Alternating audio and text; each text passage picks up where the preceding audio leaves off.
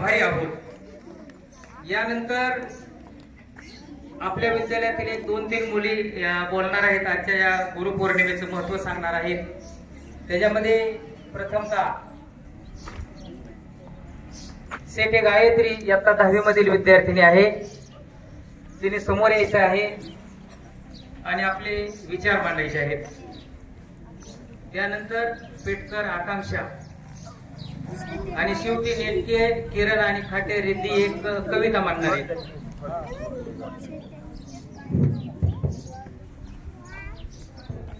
आदरणीय व्यासपीठावर उपस्थित माझे सर्व शिक्षक आणि माझ्या प्रिय मित्रमैत्रिणींनो, आज आपण शिक्षक दिनानिमित्त इथे जमलेलो आहोत।